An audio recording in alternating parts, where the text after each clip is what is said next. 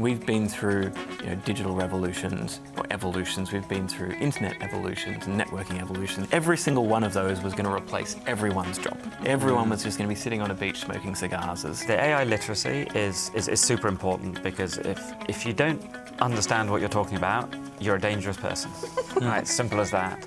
But the strategy has to come from the top down as well. And if you want to become an AI organization, you've got to have an AI strategy. It's not just a risk appetite, it's also the cost of change, which is sometimes debilitating. What you have, how you're using it, whilst you can use it, should I use it? So I think you need to have that mindset, as well as, maybe the regulatory requirements, but it's not just the can I, but should I?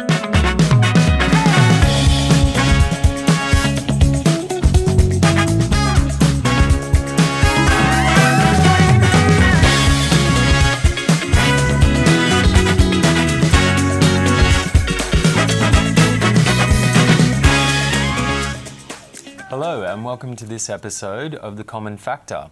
AI in the enterprise, delivering on the promise or just more complexity?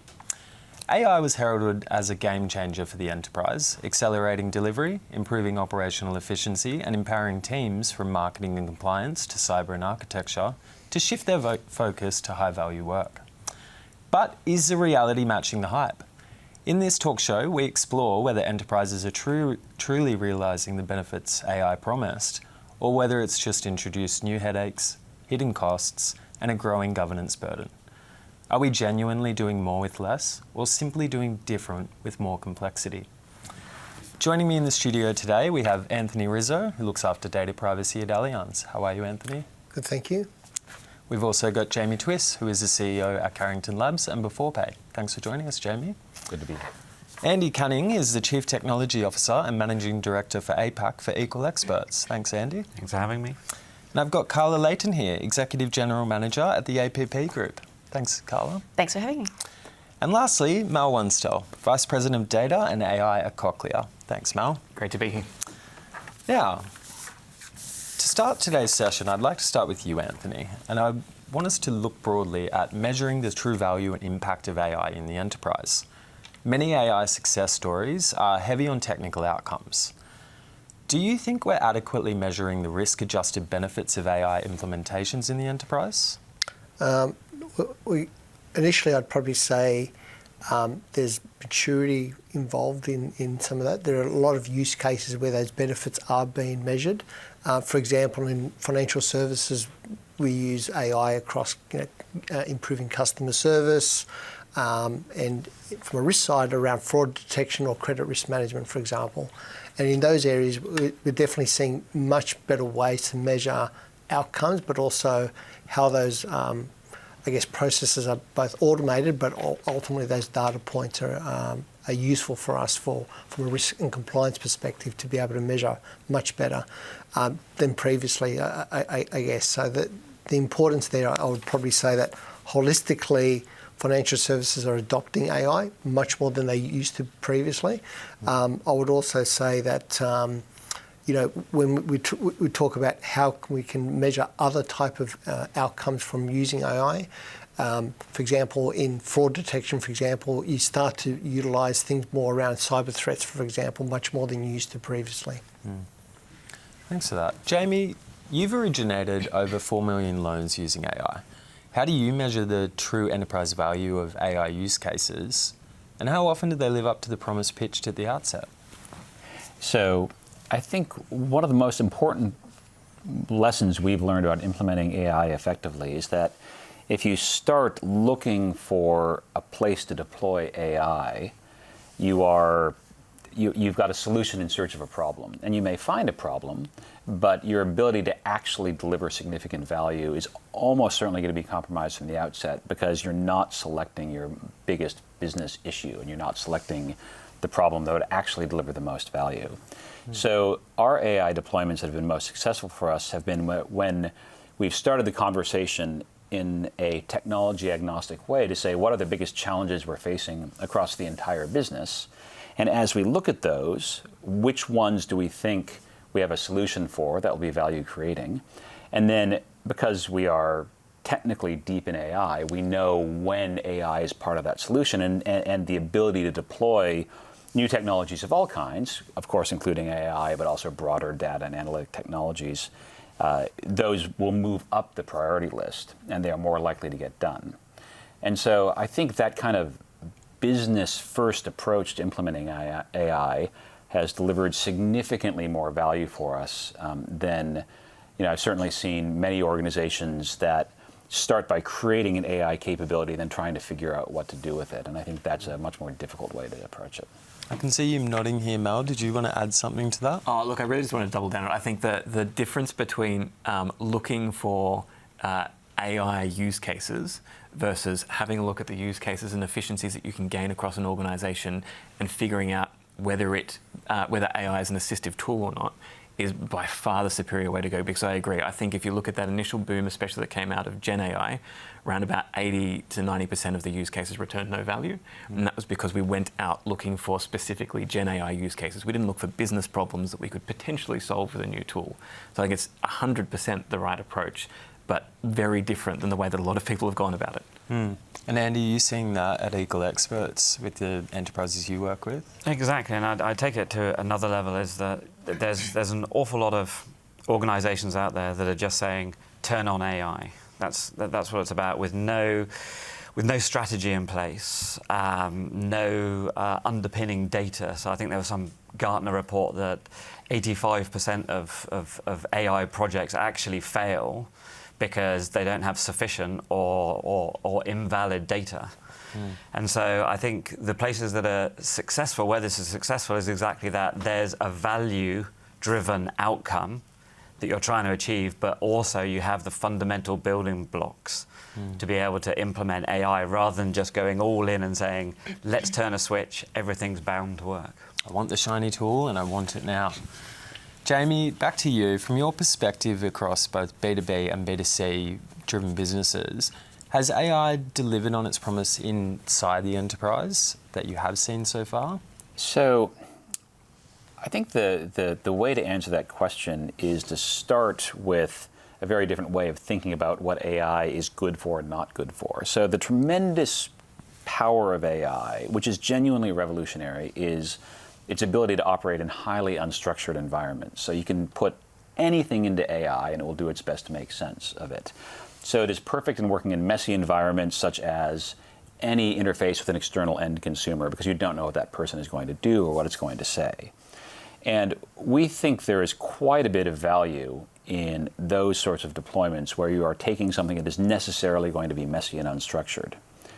But a lot of internal use cases would be much better served by actually cleaning up the mess, because if it's internal and it's an environment that's fully within your control, it would be so much better to actually standardize and automate it using code in a predictable, reliable way.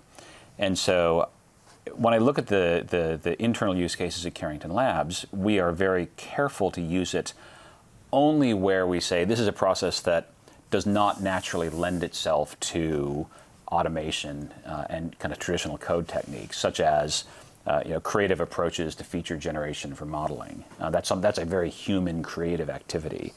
I think a lot of organizations, again, when they are starting with the question of what can we do with AI, find themselves deploying it in areas where they really should actually be doing the difficult spade work to put this into a clean, repeatable process, and then to automate that process without AI. And I think we're seeing in some enterprises that they are starting to notice the gaps from their first few strategies.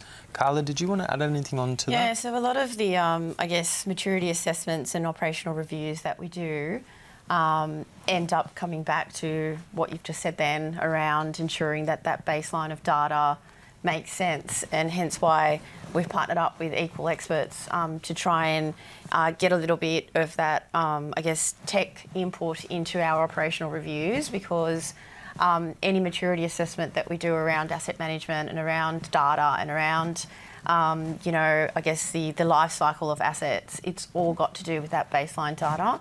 And if you don't have that baseline clear and right, it doesn't matter what sort of systems you build in or around it, you still don't get what you need out of it. So it's really important to clean up your house, and that's kind of the things that we advise our clients all of the time. Get your house cleaned up, get your baseline data sorted, and then we can start building really smart, interesting things around that. Yeah. If I can just jump in on that, I think we've seen a lot of large organizations make announcements looking for something to announce about how they're using AI. And a very common use case that I think many of the largest companies in Australia and globally have leaned into is this idea of we have an AI-based tool which is helping our people find the internal information they need. So it's going through our policies or our product documentation and pulling out answers.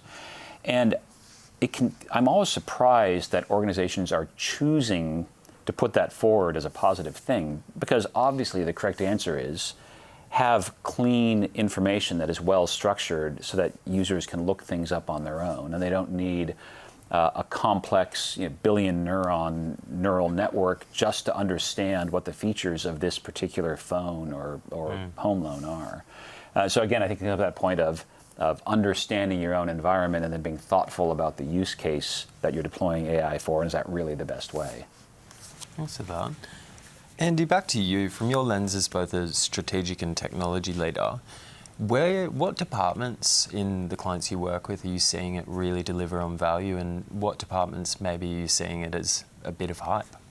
I think this becomes really interesting, because when anybody talks about AI now, everybody thinks it's a technology thing. And so, I've talked to some of our clients, and the expectation is that, well, that's the tech team. They're going to do all the AI side of things. And so part of what we try and do is a bit of, I don't know, I call it AI literacy, and trying to go to different departments, groups within an organization, and help them actually understand where AI might be able to help them. And it comes back to the use case again, is selecting a use case. And what's quite surprising, I think, is that you're going to talk to HR, for example, and then they'll basically come up with this use case, and you go, oh, well, actually, you could utilize AI in there. And it's this light bulb moment where they suddenly go, oh, I didn't think AI was for us. I just thought that was for the tech team. At the moment, I think, realistically, the most common use cases that are successful are ones revolving around large amounts of data and processing data. It's things that from a human perspective, it would take you a lot of time. So they're the natural starting point. But I think, and I think the things that really are a bit more sort of, and we've done examples of this where we've had agentic triaging. And we've seen like 60% reduction in time to triage issues by basically having an agent sit behind that rather than a human. I think the areas where it's less successful, and I'll come back to the same point I made before, is where people have just said, let's turn on AI, and it's already been raised numerous times around this table, is the fact of you can't just, if you come in with no business use case, business goal, and value definition, you're just clutching at straws. Can I just add to that? Because I think you've highlighted. I mean, there's been a few things around, getting your data right, getting the information sets right. Non-tech users asking for how can I use this tool better to do my job right? Because ultimately they go, well, is AI going to help me? Because if not, I'm not going to really adopt it. I know, like even at Allianz, for example, they've deliberately taken an approach to have training and education around literacy, prompting, just all types of tools. And we've got, our own instances of, some sort of Gen AI tools, but they've also expanded it to many models and also creating marketplaces within our organisation so people can start sharing use cases and ultimately leveraging off those as well. So, if you think about, and you might get to this question later, so I might jump in early for this one. Right. But just around, how non-tech teams are using it. So whether I'm doing financial reporting or reg reporting, it requires a lot of data, right? And it does require a lot of clean data, and it does require a lot of repetitive activity. So, I'm going, well, how can I have this help me? Because I'm not a tech guy, but I need something that can help me do it. So, you know. Yeah, and I agree to that, because we're in the managing consulting space, and so time is money for us. Of course. And so having repetitive tasks like bids and having bid libraries and just being able to pick up, I guess, all of that generic company information that goes into these packs, it enables us to speed to market, and it enables us to get, you know, standardised, and the quality in our bids is far superior than having somebody having to do that fresh every time. Yeah. So it is... Find it and look for it exactly. and bring it in and mesh it together, right? Yep. I think with AI, sorry. I was going to say, I think the corollary to that, though, is that so knowledge synthesization is a massive use case, right? And especially now with Gen AI on the table, it's kind of boomed. The challenges that can come up are that it can give a level of false confidence. At Gen AI, very specifically, you know, the models have been built to respond with confidence, and a lot of times when people are looking to interpret data, they're looking for confidence, which is why they often go to tech teams, right? They actually want to be told what is my answer, and if you tell it to them with confidence, they will gain that confidence more than actually interrogating the data themselves. So I think there's whilst knowledge synthesization allows us to be able to sort through our mess really quickly, the inherent challenge with that is that it also comes with potentially a level of false confidence instilled with people who then go and act upon it. And I don't think we're quite at the level yet of being able to accurately measure what that confidence should be, because there are, you know, we can see multiple instances of multiple companies running with confidence that specifically more generative AI has given them on information that wasn't correct. So there's still a way for us to go to try and figure out what is the right mix between us cleaning up the mess and using these tools to just help us live in a messy world. Yeah. Do you think that's helped by educating people on how to better use it, though, right? Because ultimately, I mean, you build confidence by, you know, learning how to use these tools and self-serve, and I don't have to go to a tech expert anymore, but equally the tech experts are helping educate, or part of the education sort of environment, right, or ecosystem. I think it's even broader than that. I think Perhaps, I think it's about the fact of it's not just education on how to use tools that are created. It comes back to the point I said about AI literacy, and it's from the top down. Yeah. It's from the CEO or multiple CEO all the way down. And it's that literacy, and by literacy I don't mean being technically understanding what's happening with it, but understanding what the implications are, what the potential risks are. So you've got to have both the risk and the reward. Absolutely. And it's having that understanding, but also the other thing is thinking about things in a slightly different way. You know, one thing that we've started really focusing on is actually using agentic AI to basically enable delivery. So immediately people think, oh, that's just code generation. But it's actually all the way through from the start, from requirements gathering, solution designs, risk and compliance, testing, and then you get to code generation. And for me, it's not like something like cloud, whereby it was literally moving off tin into something a bit more notional. Here, you've got to sort of expand your thought process a bit about what you could potentially, and try and understand what potentially you could do with AI. It's not something that's boxed as much. It's got more, and we still don't know where it's going to go. It could go even further, but I think too many people see it as being a single thing, when in fact, actually, there are a whole lot more use cases than any of us have imagined yet. I think the way that we think about this is today, probably 99% of the companies that are using AI and the people within those companies that are using AI, they are using it to make individual roles more efficient and more effective. So my job is to create marketing copy, and I will use a large language model to give me a first draft of that. I want someone to summarize all these reports for me, I'll use a large language model. That certainly has value. Our view at Carrington Labs is that the greater value will be realized when we start redesigning processes entirely so that individual jobs may look very different. And then very critically, you don't have a human sitting between each act of an AI, of a large language model or an AI agent.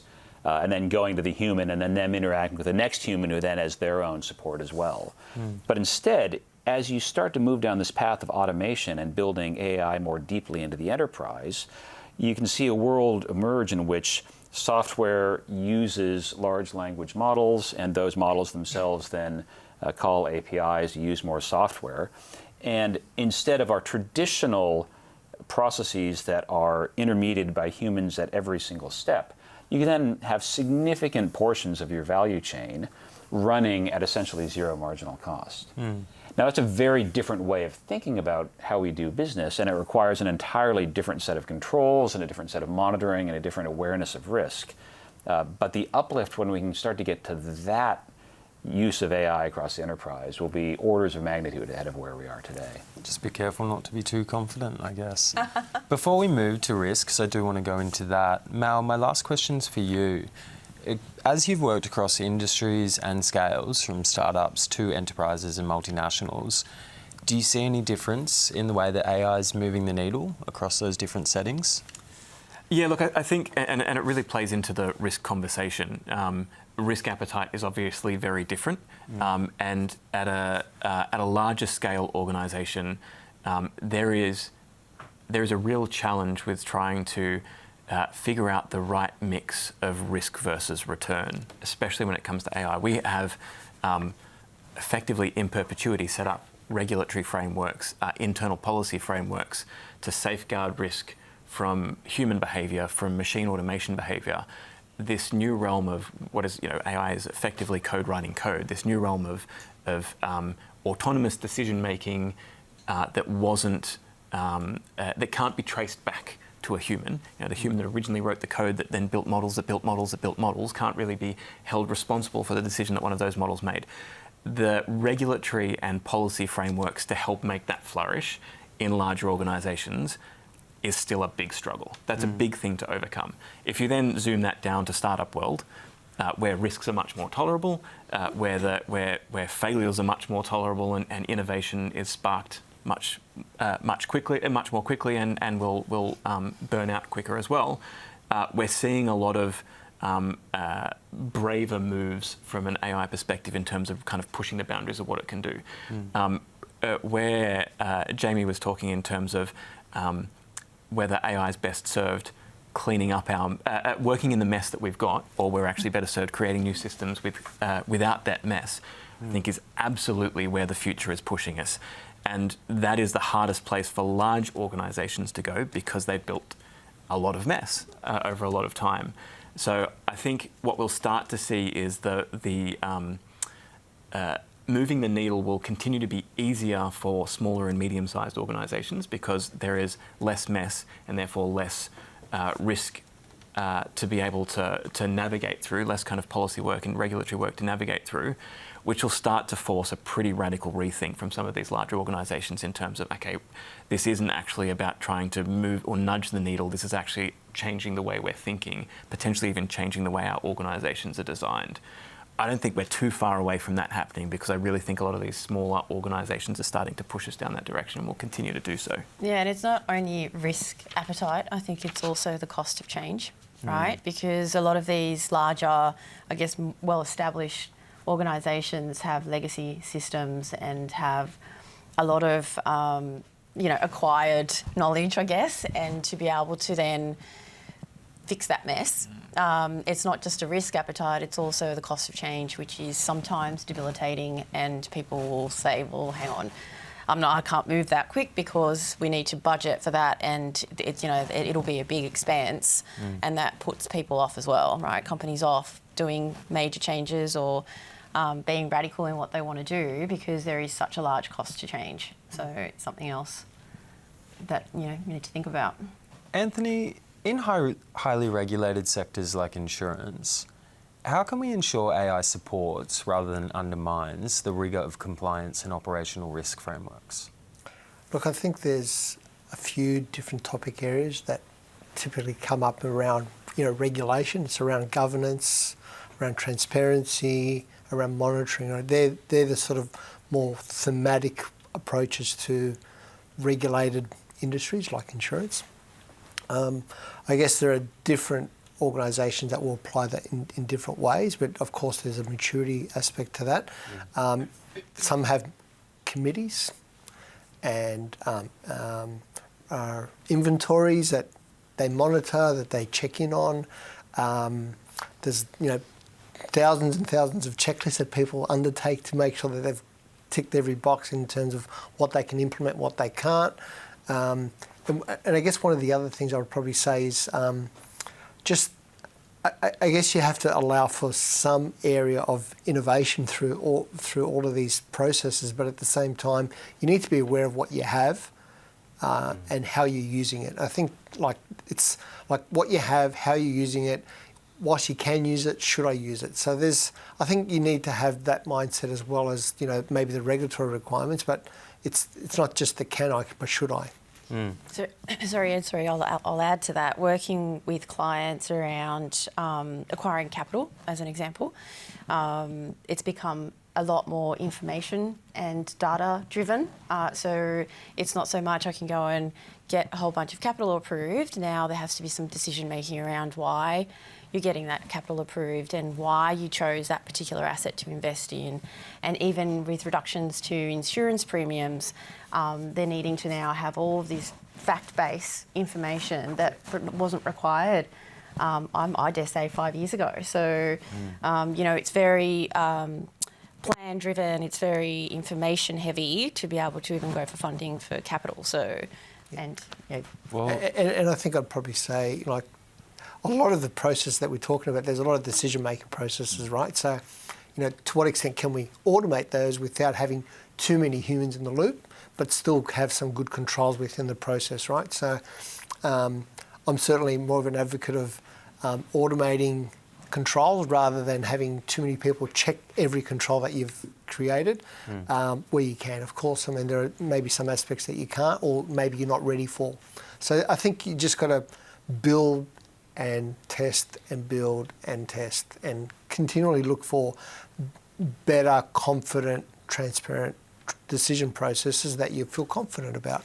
I think that's exactly right. That I think the maturity of modern AI has not yet reached the level where anybody should be putting AI directly upstream of something with regulatory or ethical sensitivity without a control point between the AI and that output. So the example I'd use, we build credit risk models for lenders around the world, and we use quite a bit of AI in creating those models, but then those models reach a point where we then have a series of controls to validate what's in them, ensure that they're appropriate, that they're compliant, that they pass tests around fairness and responsibility and so on. And once we've done that check, from that point forward, everything is purely deterministic. There are no AI models, or there's nothing kind of neural network based that will introduce unpredictability into it. So I think the key is just making sure that as you think about your process flows and how you go from create outputs in different contexts, that you are robust, that once AI gets to a certain point, you put appropriate controls around it. And then from that point forward, you don't allow anything non-deterministic, large language model, neural net-based technology to potentially undermine that answer. I was going to say, you're quite passionate about financial inclusion, and in different markets, there's different levels of access to capital and credit. You mentioned that you're using AI to build those decisioning systems. What does that look like to make sure that the AI within that building period is making ethical outcomes so that there is fair access to capital? So the most important element of ensuring that a credit risk model that has been created in part using AI is ensuring that, one, that there is full transparency as to what that AI has done, and then second, that there is an appropriate level of review and control around those outputs. So to give a very simple example, we would never use a large language model or any kind of AI to actually make any kind of credit decision directly on it with any consumer or any customer at all of a lender, because you never quite know what you're going to get out of that. So that'll create regulatory problems, ethical problems, it creates risk problems. But what you can do is you can use AI to create the model that itself will then make a recommendation and conduct a risk assessment there, because you can see what the AI is putting into that model or recommending you put in that model, and you can validate it, and then you can approve it, stand behind it from the point of view of ethics, compliance, social responsibility, and so on. And then you can run that model, and you've created it at a fraction of the cost, and it's fast and cheap to run. And because it's had so much more sophistication in its creation through the use of AI, you can tailor it to very different circumstances, as opposed to a lot of one-size-fits-all credit risk technology that exists in the world today. And as a result, you can drive significantly more financial inclusion, because you have a larger number of models that are much more fit for purpose for bringing people into the formal financial system. So I think it's a tremendous force for good. And the risks can be controlled well by following those principles of transparency and control. And keeping a person there to monitor the output. And just on that too, that keeping the person there, because I think it touched on a really important point. Like obviously at Cochlear, we do a lot of medical devices that end up literally implanted in people's heads, as pretty much as close to the brain as you can get. And Jamie's point's an incredibly valid one, in that there's a lot of processes along the way that are either process to process or machine to machine, or even business to business, which isn't ultimately a human impacting process. You can do a lot of great AI efficiency and scale work in all of those, as long as you have those control barriers in place to say, and there is a point in time where it becomes the wrong thing to do to have AI involved, because we don't have the legal systems or the ethical systems set up in place, and for anything other than humans to be able to make that human touching element a tick in the box. But underneath that, there is this enormous stack of processes and technologies that can absolutely have AI included and get all the benefits of AI prior to that control point, which can be very close to that human touch point at the end. I think a lot of people lose that theory and they think, well, it's either AI or it isn't. If AI is involved, well, then it's suddenly unregulated and scary and it can hallucinate and can do all of these things. But those control points can lie very close to that human barrier and have all of the fantastic regulatory, legal and policy controls that we do today, as long as that control point's sitting just before that human element. My last question on this is to you again, Anthony, because developing these systems takes a lot of teams, but what cultural or mindset shifts have you seen organisations need to make to meaningfully embrace AI without losing sight of their risk appetite and compliance obligations? I think so. I mean, there's probably, again, I sort of bring it back to some themes around being adaptable. I guess allowing innovation, but with some risk awareness behind that. And I think we touched on education and awareness and training and other things as well. I guess with anything you do, you always, I guess particularly with regulated organisations, they do always have a lens to appetite and tolerance, right? I mean, we don't always think about tolerance versus appetite as often as we probably should. But what is your tolerance for what you're going to do? But ultimately, there's tolerance in terms of zero versus I can allow. So I've got some residual play in here, and how much are you allowing yourself? And you set your own boundaries as an organisation as much as regulators set them for you, right? So you have to sort of balance between what's set by external and what you set internally for yourself, and just know where you can play. Like, what are the guardrails in which you're going to manage?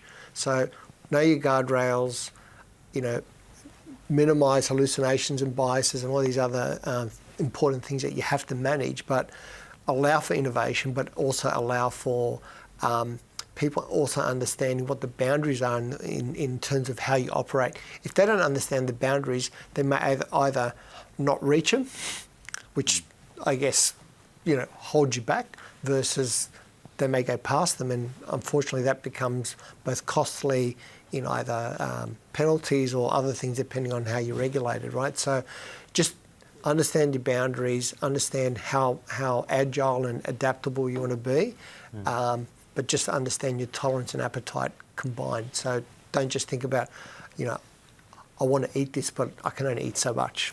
I think it's interesting because I think a lot of the controls, the guardrails are implemented, if you like. It's probably not the right word, but in a very siloed manner. Departments themselves might define what their particular risk appetite is, what their controls are, and I think when an organisation is going to become a true AI organisation, I think that definition of sets of controls and that is going to have to be broadened. It's not going to be so siloed. It's going to be much more across the organisation.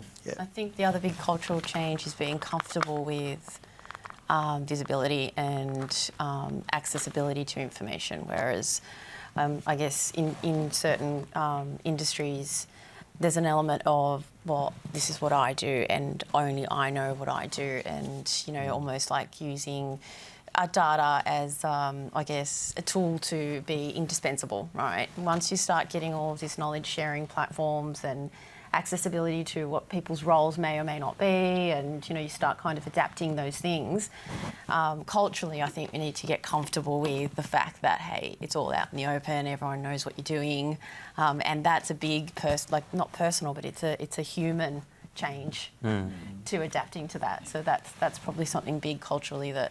How are you navigating that, particularly outside of the engineering teams, where you don't want to overwhelm somebody with technicalities?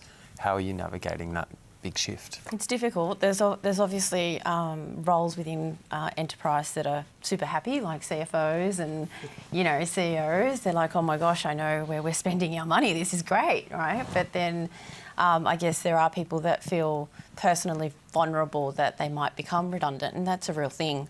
Okay, so it's how do you navigate the fact that no, your role might be different. It might have a different lens. It's not necessarily that you're redundant and you're not needed anymore. It's just that you're growing with technology and you're growing with the company. It's just a different way to table it, I guess, as opposed to now we're going to have something that's more effective, more efficient, take less time, be gone with you. I think it's just a messaging piece that we need to start working on together, just to make sure that everyone comes on the journey, because there's people that understand it really well, and then there's a lot of people that don't understand it at all. So it's a thing. So I think there, I would probably say it's how you involve people in that AI usage, right? Are you involving them as part of the change, but also building other change across the organisation? Because ultimately, it's never a zero-sum game. You'll never get to the end, but you'll keep moving, right? So you're evolving as an organisation, but you're also evolving the way your capabilities working. I think there's also an underappreciated, I think, unique cultural challenge with AI, which is that if you polled 100 executives and asked how many of you know a fair bit about migrating legacy applications to the cloud, almost no one would raise their hand. But if you ask those same people, how many of you really kind of know your way around AI, I think you get 70 people raising their hands. Because everybody has gone onto the web interface and typed something in and gotten a result and felt like they really understand this AI stuff. And of course, there's tremendous power in that accessibility and simplicity.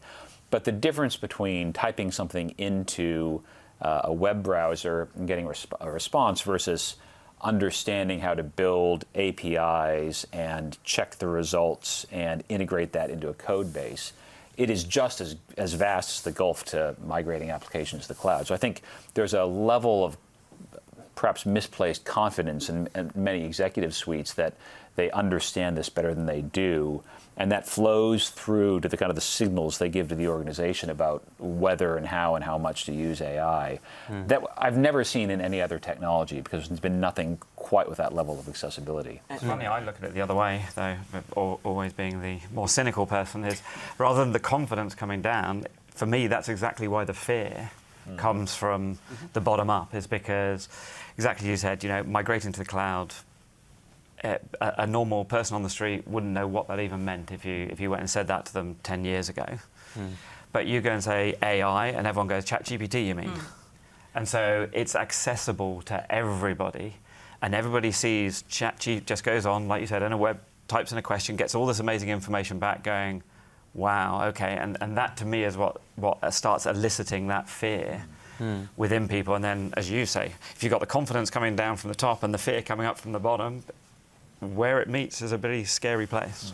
And I think this is where that literacy comes in, right? Because absolutely, AI right now, to most folks around a boardroom, means ChatGPT.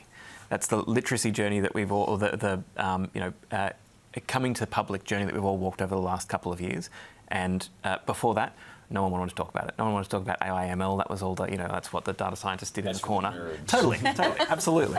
And now we've got our own back. Yeah, that's right. Who's the nerd now? But what sometimes that literacy involves saying, and we've been doing this for literally half a century, and here's what that evolution has looked like. So we're all standing on the shoulders of giants here. We're all standing on decades of innovation and evolution. Yes, it looks like revolution because you've seen this accessibility drop very quickly with the LLM boom started out by ChatGPT. But that's where, and I think it's starting to happen. It's starting to help people realise that they actually don't know all there is to know about it. Yes, it's absolutely become very accessible, and yes, that means dreams have gone wild about, well, I can now replace 90% of my workforce with these agents, and suddenly P&L sheets look amazing. But I think the reality is going to happen over these coming months and years where we start to then be able to tell that literacy story of, and here's everything that came before, and here's everything that needs to come after. It also comes back to the data privacy and quality story of, garbage in and garbage out. You can't just put ChatGPT in and it fixes everything. No, or the other common one is like, why can't you just connect all of these systems? Why? I don't understand. I have something from 1995 and I want to connect it to something that was just developed this year. It's easy, isn't it? And it's like, I'll just fax you over the specifications. Yeah, exactly. That's right. So there's that knowledge as well in the executive, I guess in the higher ups, and coming with a plan of transition and migration and integration that's in your space, right? To convince it's a strategy. People. Yeah, exactly. It's a strategy that the AI literacy is super important, because if you don't understand what you're talking about, you're a dangerous person. Right? Simple as that. But the strategy has to come from the top down as well. And if you want to become an AI organisation, you've got to have an AI strategy. I know it sounds boring and it sounds dull, but you have to define those things so you fully understand what you are embracing. I liked your point earlier around, ChatGPT in the web browser, you can type it in, and it's perhaps made a lot of people in enterprises feel a little bit more proactive with this technology rather than passive. But it's also exposed some weaknesses in traditional enterprise operating models, and I think that's why you're getting the question, is it going to take my job? Mal, how should organisations respond to this? I imagine you've had conversations at Cochlear. No, it's not going to replace your job. Yeah, look, I think the first level of conversation is to say this isn't the first technological evolution that we've been through. Yes, absolutely, everything is speeding up. And then that's happening in all technologies, not just AI. We've been through digital revolutions or evolutions. We've been through internet evolutions and networking evolutions. We've been through local to global evolutions.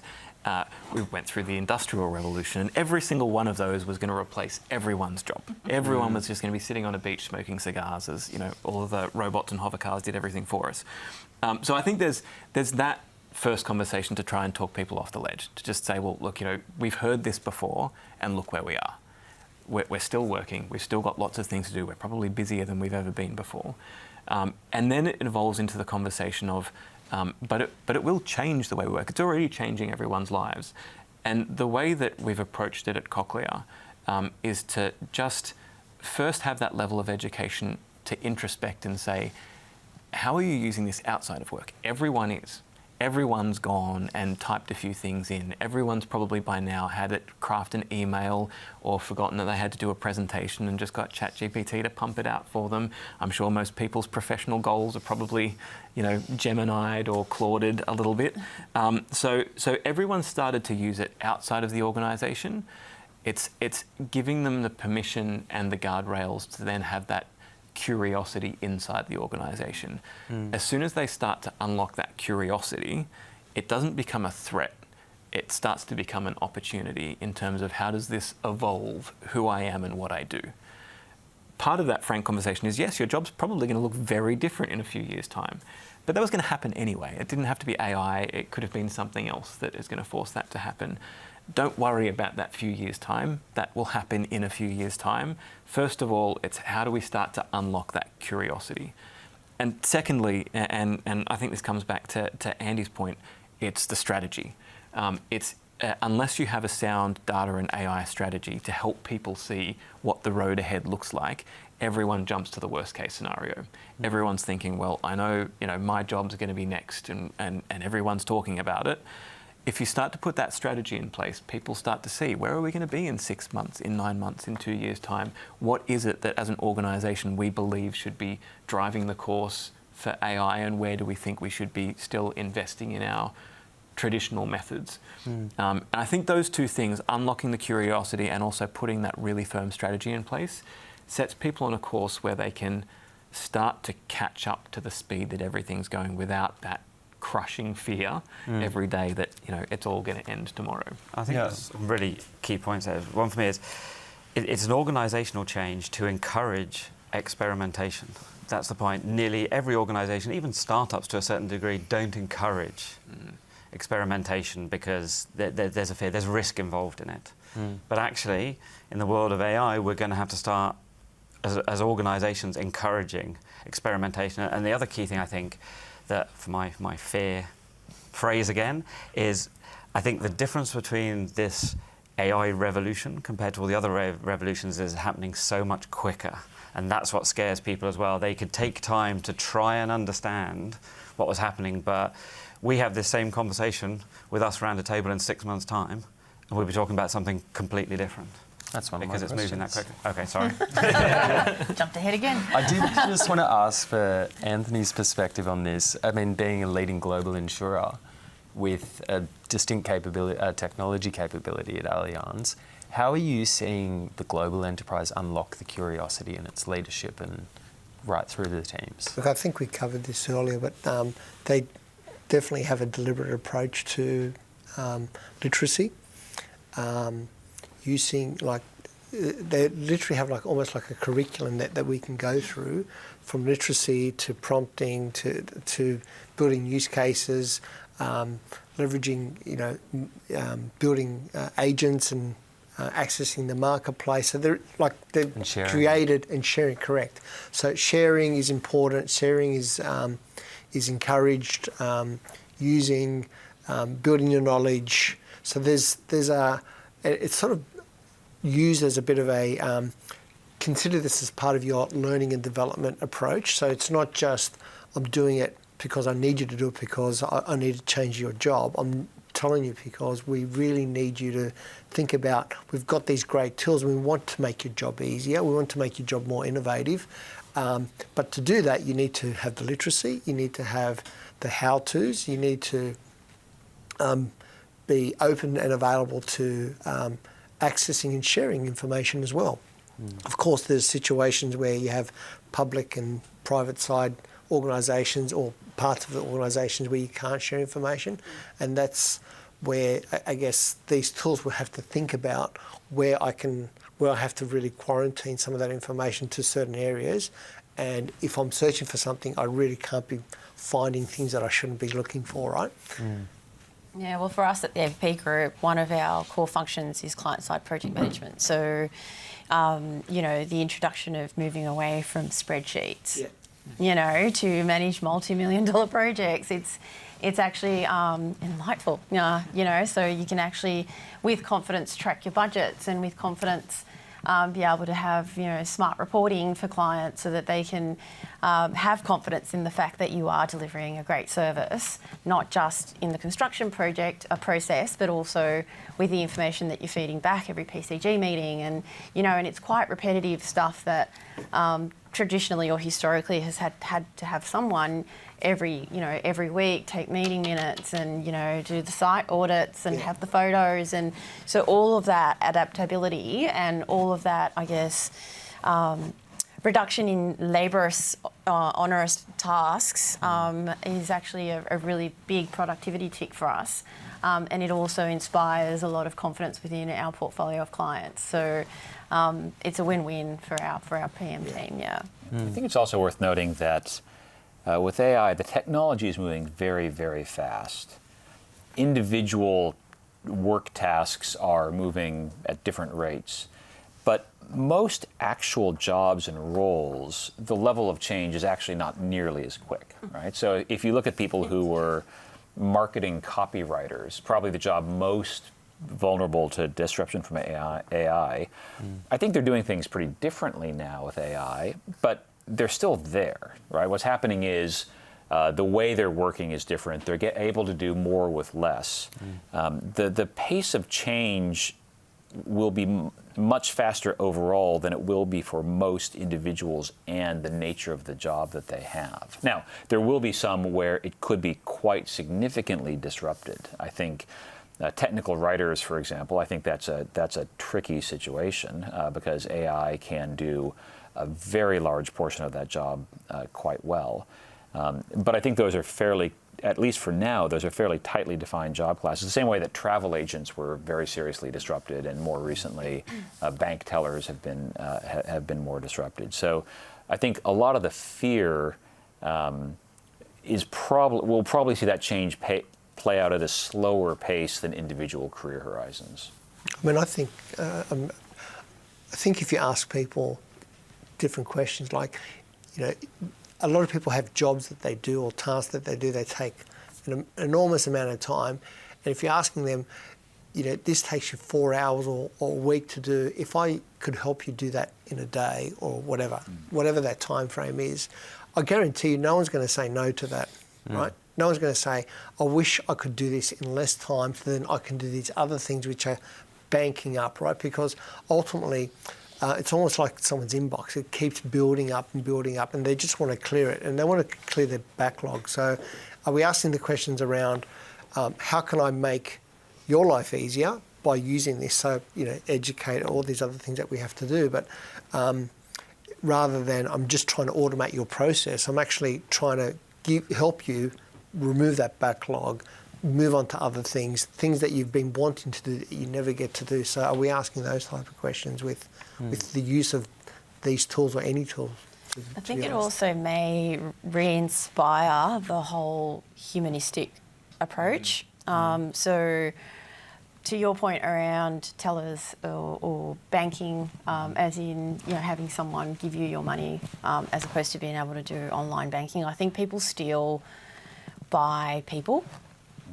So regardless of what industry we're in, you're only going to do business with someone you feel comfortable and confident with, right? So it might kind of bring back that whole human factor from a personal perspective, as opposed to someone just delivering a service that's like a face behind the bank or whatever. It's more of a human engagement piece. So it might go back to that being one of the most important drivers. What it potentially does is free up the time. Correct. That's the point. You take away the mundane, repetitive tasks. Exactly. The tasks, and then actually humans go back to doing what humans do well, which is interact with other humans. and always people, so I was just going to say, because always people say, how have you been going with your development plan? I've had no time. That's it. Yeah. I've had zero time to do that.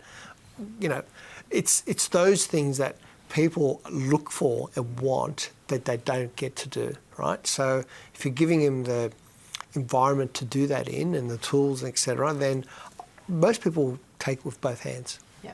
I think that's right, and I think coming to this question of what will people do with the time that's freed up, if you talk about people engaging with other people, if you think about all the interactions you have where the person in front of you or on the other end of the phone, you can hear the keyboard clicking for long periods of time. If we move to a world in which AI is doing a lot of that, just admin and processing, I think what happens is that person spends more time talking to you. I don't think what happens is those jobs will start to go away. I think that human interaction will just come back to the surface where I think everybody would like it to That's be. it. Yeah. And I think there's a lens too there. I think there's a commingling between the human touch versus human connection. So humans, like we know, biologically need connection, and that's what we seek. There was this kind of commercialization of, we want the human touch. We know from the data that our behaviours show, especially like we looked at the retail sector when self-scan checkouts came out.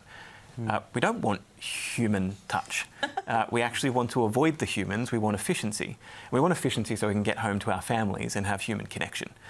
So I think there was probably going to be a separation again between human connection, which is what we crave, and human touch in a service or a product, which is often not what we crave. We actually want efficiency. They used to be combined because often the mechanical way was less personalised and less serviceable than a human way. Now that's really not the case. Most of us probably ring up a number hoping we're going to speak to a robot because it's probably going to get us the result that we want quicker than if we speak to a human. If we go back 5 years ago, it was the opposite. You'd yell at the robot until you got to speak to a human. So I think that human connection versus human touch thing is going to come out in the next couple of years, and we're really going to see a push back towards giving us more time to make connections so we can get the machines to do a lot of the touching. Coming to a different lens on connections and partnerships. Partnerships for enterprises with external technology vendors have been a critical part of the development of AI and getting it into enterprises. Carla, how do you think those partnerships with external vendors have evolved? And are you seeing more opportunities for genuine collaboration and co-creation with partners rather than more traditional consulting models? Yeah, so with the team at APP, I guess we pride ourselves in being a little bit different in the managing consultant space, as we're not here to tell you how to suck eggs, really. What we want to try and do is partner up with our clients to ensure that the solutions that we're providing have gotten, the approval along the way, that we're not generating something that is completely not aligned to where the client may have thought that it was going. And that does take a lot of co-designing, and it does take a lot of, making sure that we're all collaborating, making sure that we're engaging all of our stakeholders, making sure that everyone's contributing to the solution. And we started in our consulting space doing something very technical, and it's broadened to us needing to then partner up with people like Equal Experts, where we can kind of dovetail on the support that they can give us that we don't necessarily have in our day-to-day. And that's given us breadth, and it's given us the ability to have trust that the solutions that we're coming up with for our clients are fit for purpose, and that we're not, I guess, suggesting things that might not necessarily suit. So it's giving you that confidence that we were sort of getting to earlier. Correct. And it's giving the clients confidence that we're listening, that we're actually taking on board feedback, and that we're actually trying to solve the problem that they have, as opposed to, well, this is what we think we might be able to do because it's what we've seen elsewhere, and it's not necessarily correlating to your problem. It's just something that we do as a blanket. Yeah. So really important to partner up with the right people to be able to then deliver a holistic approach to what we offer. Otherwise, it's very siloed and very linear, as opposed to being agile. So there's a big difference there. Andy, you've worked with Equal Experts from everyone from neobanks to super funds. How do Equal Experts, when you're looking at AI strategies, tailor that across different industries, and what kind of pivots do you do? Yeah, I think it's interesting because it comes back to the risk appetite question. The governance frameworks that are in place in certain industries. Potentially, financial services and the superannuation industry has a lot of them. But to me, they follow. It depends how you start off looking at something. If you're looking at it in a way that you're looking at what is the value you're trying to add, and how are you going about that in a way that is structured and coordinated, if you like, rather than just going randomly at something. So what you need is that almost that governance framework in place from the start. I don't think personally that AI has changed it. I think I'm going to use the word fear again. Basically, I think the fear has come because AI can go rogue. And that's why people are going, oh, it's a dangerous thing because it can go rogue. But actually, previously, you could have some code that went rogue. So you still needed all those controls, all the guardrails, everything else in place. I just think it's a lot more visible now on where it is. But it also comes back to the point as well is who wants to experiment more. So where you're working, if some of our clients are equal experts that are more in that scale-up space, there'll be a lot more experimentation, a lot more appetite for risk. Whereas you're exactly right, in the superannuation space, our clients are trying to embrace AI, but the use cases they'll look at are ones that are in a very controlled space, and how, they're, if you like, they want a smaller blast radius if something does go wrong, and that's sort of understandable. I think the engagement model is going to change moving forwards. So at Equal Experts, we've sort of always had this approach that we want to co-source teams. We want to be in collaboration, working alongside people, whereas I think the traditional consultancy model is a lot more sort of have a bunch of gates that you pass through, pass on a bunch of requirements, take that off, deliver something, and all these stage gates. And I think within the way that AI is going to evolve and AI organizations, it's going to be a lot more of a collaborative approach. And the best thing I heard today is a phrase that since we first started Equal Experts, our co-founders have always used this phrase, which is do more with less. That was exactly one of the founding phrases of Equal Experts. And I think in the world of AI now, it becomes so much more appropriate, again, in that sense. To Andy's point, the other really important thing is, in the consulting space, is to ensure that once you're setting out these roadmaps, you're delivering value as you go, rather than presenting a roadmap that's incredibly complicated and you don't even know how you're going to resource it to get anywhere.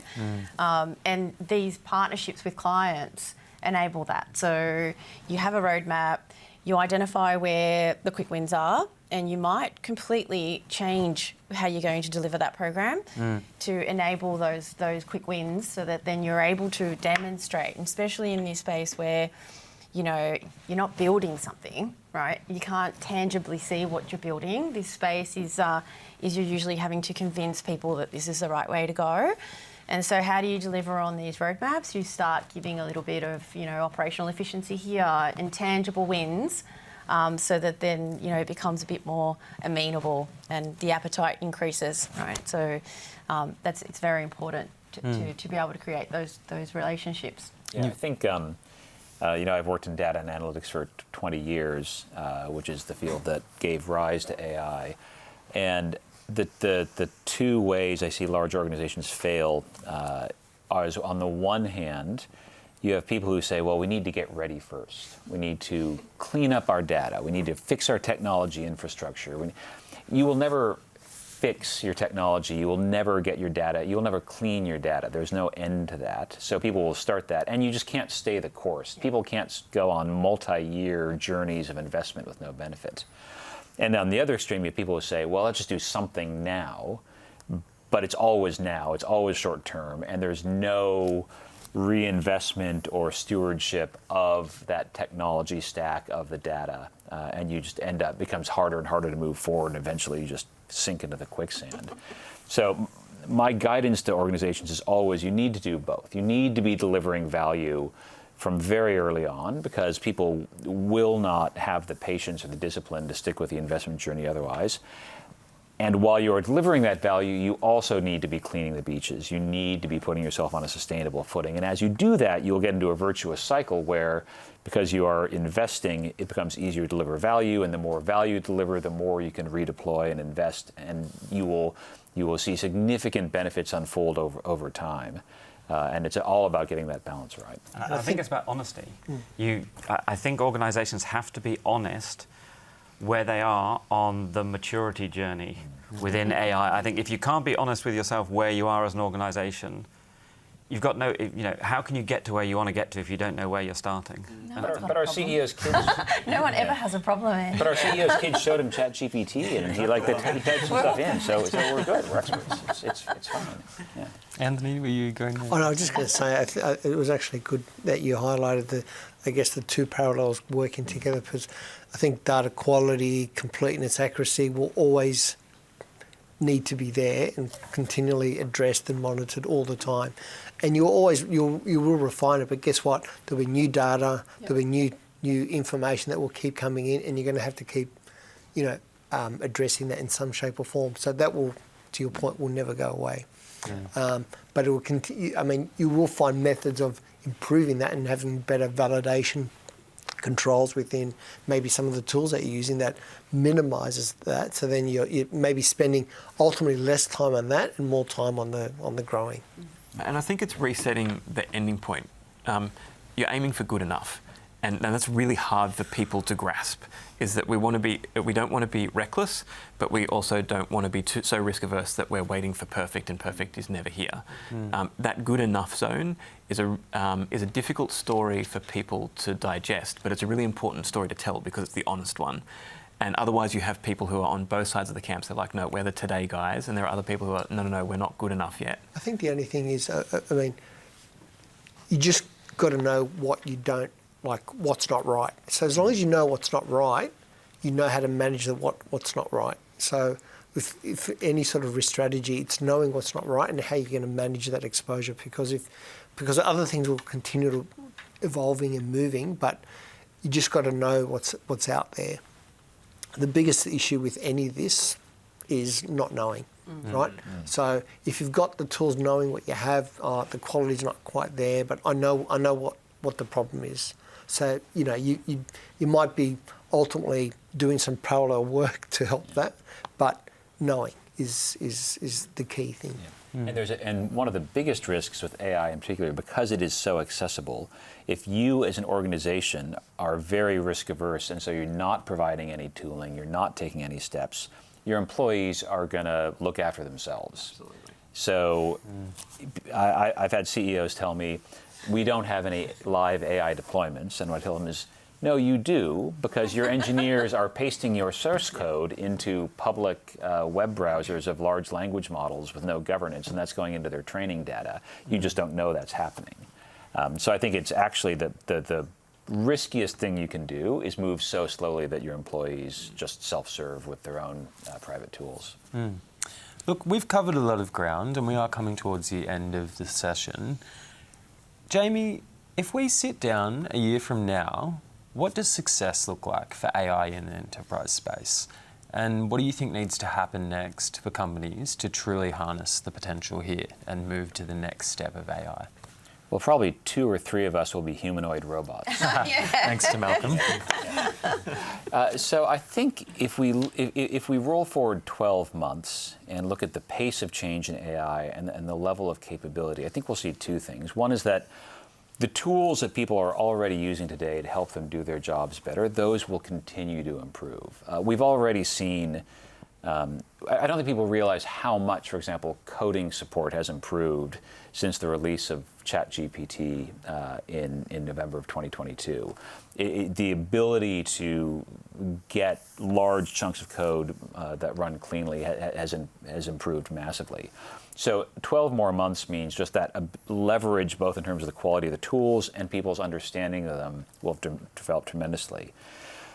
Then I think the step change will come when we're not just looking at tooling as it relates to an individual and how they perform their job, but when we're actually looking at broader groups of people, at processes, at entire organizations, saying how can we restructure and rearrange what we do in order to take advantage of AI's broader capability. So it's not just that everybody's 20% more effective, but actually we have an entirely different way of thinking about our back office or our customer support.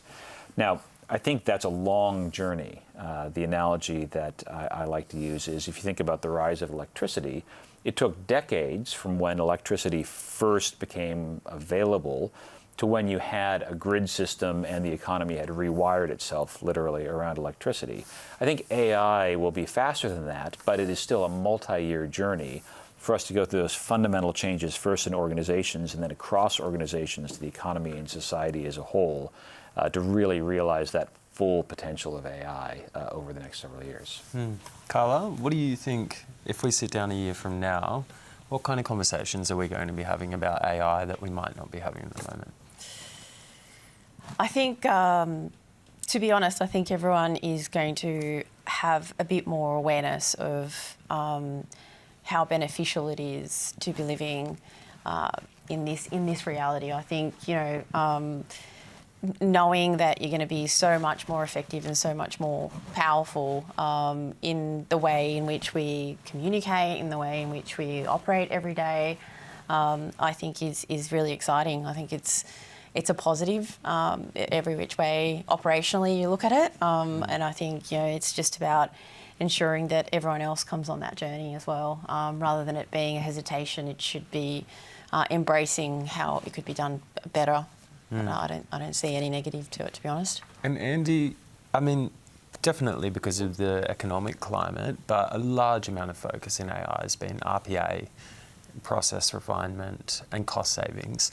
When do you think we're going to start moving into more innovative conversations with AI and away from that? Moving from the CFO, maybe? And I think I think we already are. We're already having those conversations, and I think it's going there. And I think it's being embraced as a bit of a strong word, but it's certainly being considered what the opportunities are within the AI space, much more than, like you said, a lot of it is just what I call plain old automation. A lot of people, because it's easier to get budget if you say it's an AI program, really what people are doing is plain old automation, but calling it AI and then getting budget.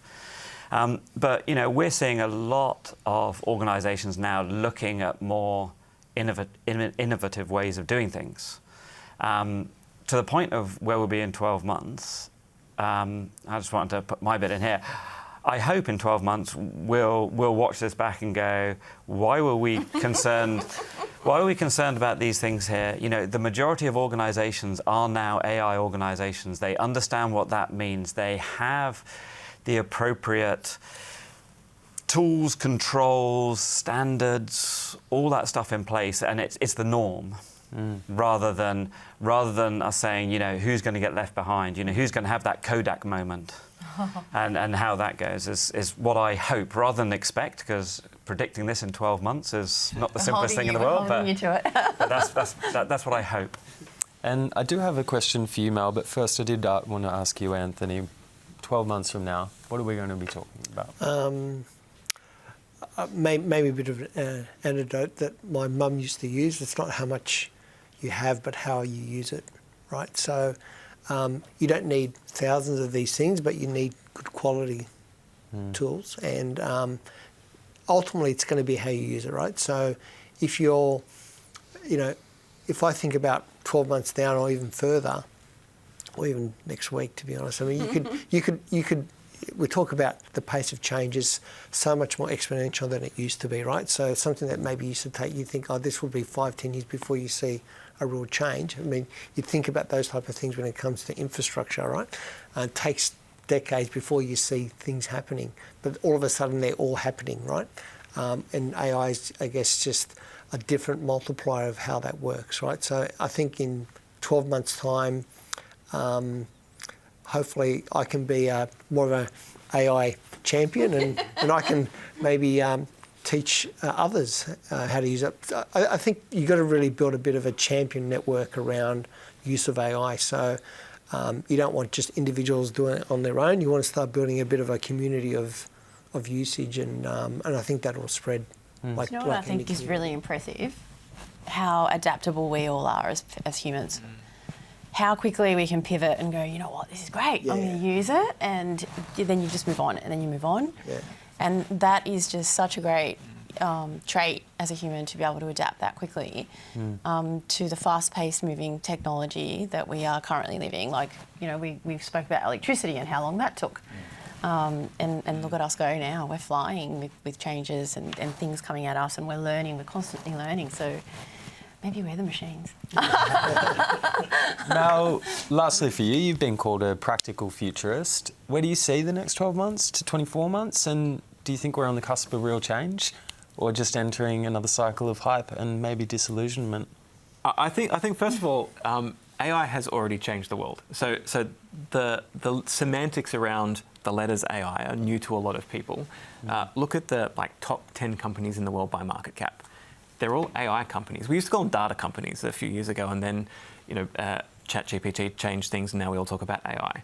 AI has already changed the world. Everyone at this table, and in fact everyone watching this, will have already used AI tens, if not hundreds of times today, inadvertently. So are we on the cusp of more real change? Absolutely. The genie can't go back in the bottle. The big change over the last few years is that prior to that, you had to learn how to speak AI. You had to be quite technical to try and understand this domain. And over the last couple of years, AI has learnt to speak human. So it's been able to learn to lower the barrier to entry and interact with us. That has made the changes that AI can produce suddenly accessible to everyone. So the revolution has already been happening. It's just now people are starting to be able to understand what's possible. In the next 12 to 24 months, we will see, if not as much change that has happened in the last 12 to 24, or possibly exponentially more, but this genie can't go back in the bottle. We're on this journey, and we'll be on this journey to wherever it takes us, and it's going to take us somewhere very revolutionary. Well, thank you, Mal, and thank you all for joining us. And thank you to everybody watching at home, and I hope you found it as enjoyable and insightful as I did.